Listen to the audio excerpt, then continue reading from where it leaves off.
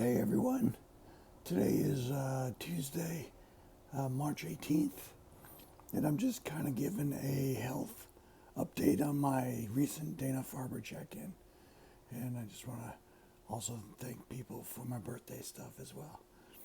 So, if you don't know what's happening, I'm dealing with stage 4 lung cancer. I have a rare type of cancer called ALK positive lung cancer. It's very aggressive. It's actually very rare, but we're finding that it's becoming more and more. They're seeing a lot more cases of it recently within the last year. I don't smoke. I've never smoked a day in my life. This is something else that's, maybe I was around something for a long period of time, like it could be like an asbestos type of thing, or a secondhand smoke type of thing, or whatever. But somehow, at some point, this cancer triggered in my body over the summer of 2024, and and got pretty scared pretty quick. So, update now. If you didn't know about all that stuff, I have some other videos that will talks about the beginning of that and what I went through and stuff like that. So if you want to go watch that, feel free to go to any of my social medias or my website, acoustifiedmedia.com/cancer, and that covers all the past stuff. Anyway, so today, it's Tuesday. I just got back from Dana-Farber in Boston last night, Monday. My mother and I went down there for my check-in. We did the typical blood work. We did our typical once a month now check-in where they check my blood work. They did a bunch of heart-related check-ins too, so my echo and EKG and stuff like that on the heart, because I had that procedure done back in January where I had all that fluid around my heart, which was caused by the cancer.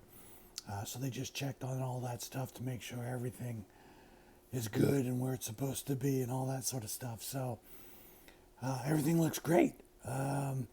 We did all the blood work. Everything, all my levels looked good. My glucose was a little high because of poor eating habits, but also my cholesterol was a little bit high as well. Again, poor eating habits that I'm working on. We talked about that. I met with a nutritionist. They also said that those are also going to be spikes related to the treatment I'm on as well. So we're going to address those both with a very, very low dose of medication and also with my food habits. So I'm trying to focus on a Mediterranean diet now, which is a challenge for me, but it is something that I'm working on. I'm now back in my house in Maine, and I've been all by myself for the past couple of weeks, just kind of adjusting and kind of enjoying some isolation and learning those things. I'm kind of learning cooking and stuff like that, prepping meals and stuff like that. So I'm learning that. So yesterday at Dana-Farber, I met with a nutritionist, gave me a ton of stuff to talk about, to look at, and ideas, recipes, books, foods, and stuff like that I could try and all that sort of stuff. So anyway, so that's good. So my levels are all good. My blood work is all good. My liver numbers were great. Everything was almost perfect. So everything's great. So we're continuing on as is. Like I said, I only do once a month now for my cancer check-ins, which it used to be once every week. My next check-in will obviously be in April, and in April we'll do a full body scan. Well, not full body, but all the scans, the MRIs and CTs and stuff like that, to make sure everything on the inside is looking good, so we can actually physically see it. So, and April-ish, like in 4 weeks, 3 or 4 weeks, I'll be doing all that stuff. I can't thank everybody enough for the GoFundMe. I was so opposed to it at the beginning, and unfortunately my car died yesterday. So now I have on top of $10,000 medical bills that I just received, which is insane. I'll talk about that later for other people who are in, maybe dealing with similar, going through the same cancer, but treatments. But I'll talk about medical stuff after. But yeah, freaking bills, man, they're racking up. So I got to go take my car in and get that looked at, hopefully in the next couple days. So there's another bill. I literally just crossed over the $10,000 mark for my medical bills since October, since September. So since September, I now have $10,000. That's just like the co-pays and the out-of-pocket stuff, which is insane. But I'll talk more about that later if you want to stick around. For people who are watching this, who are going through what I'm going through, stick around so we can talk about that. So anyway, so that's good. So everything's great. I'm feeling really good. Like I said, I'm back in Maine. I'm home by myself, kind of just enjoying my solitude. Kind of, my house is empty, so I'm sort of cleaning it the best I can. And they're going to come do some repairs to the house here, hopefully in the next 2 weeks, and kind of clean up some stuff that needs to be addressed, stuff like that. So I'm just enjoying quiet, solitude, alone time, and that is what it is right now. So a couple things I wanted to talk about. Number one is it was my birthday back in March, at the beginning of March. So thank you, everybody. Thank you so much. I had over like 600 comments on my social media that I had to go through every single one, and I had to make sure I liked and thanked every single one. So thank you so much. It took me a full week to do that because Facebook kept refreshing and I kept losing my place, and it was whatever. It is what it is. It's a really nice problem to have, so thank you. So thank you very much for the birthday. I had a great birthday with my family. It was really, really nice. Number two, thank you. You know what? I do these videos mostly for family and friends that keep asking how I'm doing, checking in. So I do this as to kind of give an update on everything so everyone doesn't have to keep calling, because I have a hard time keeping up with all the calls, and I used to have a hard time talking for short periods of time, but now it's better.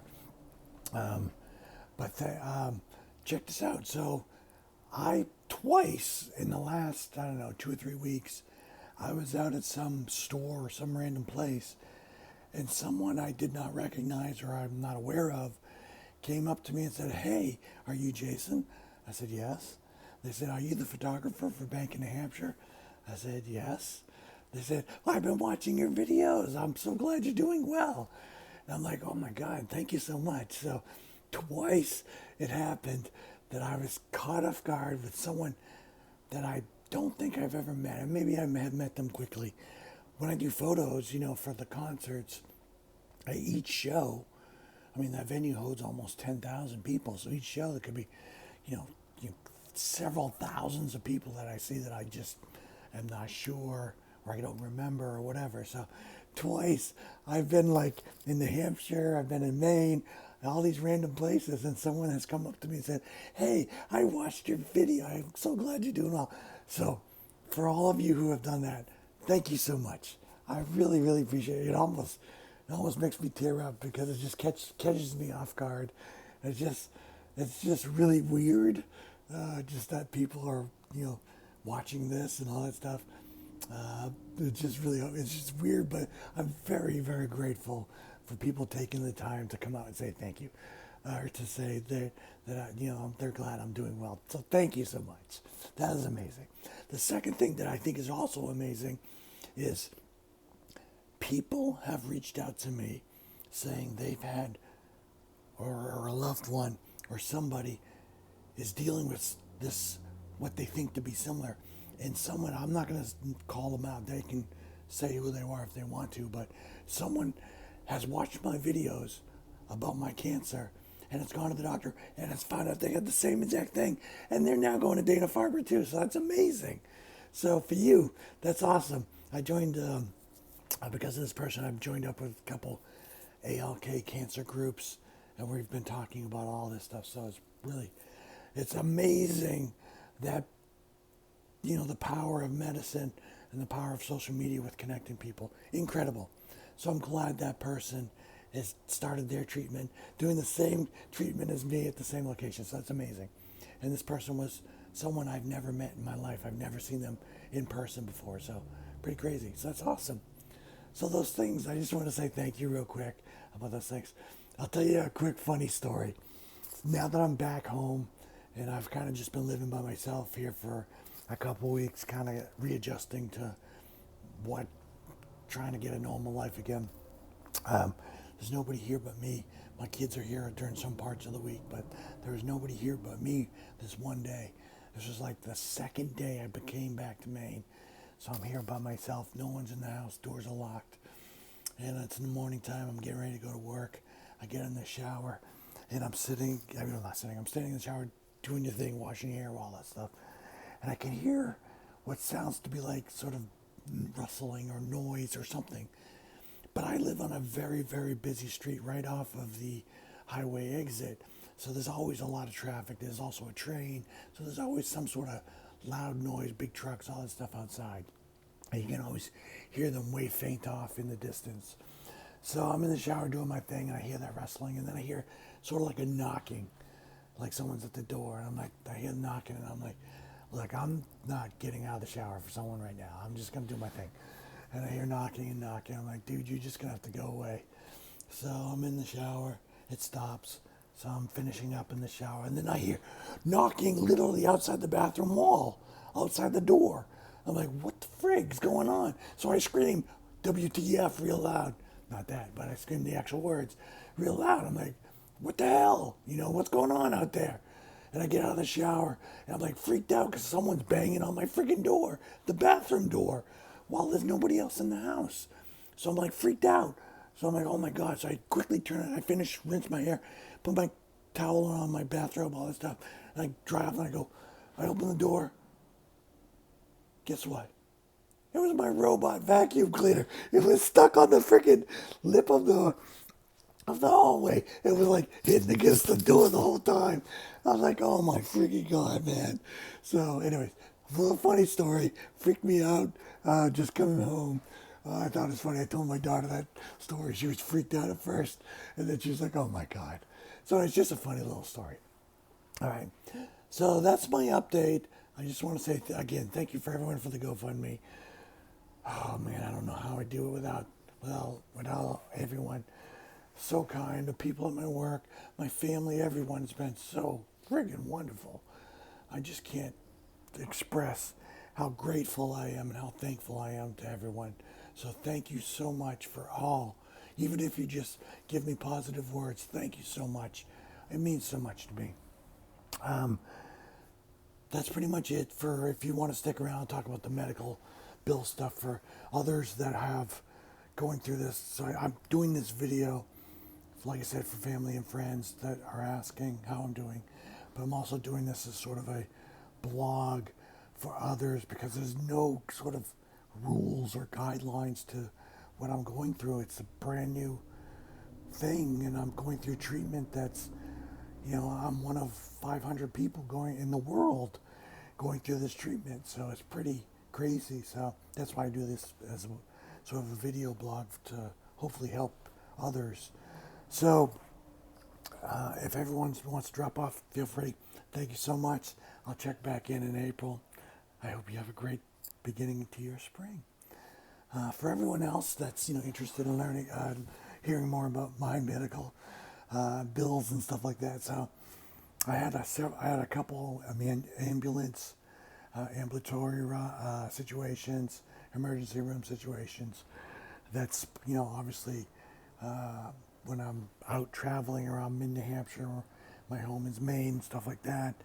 That sometimes incurs maybe out of network or out of pocket stuff like that. So all the medical stuff that I had going on before I knew I had cancer, so I had all these scans and stuff, all those bills started cranking up.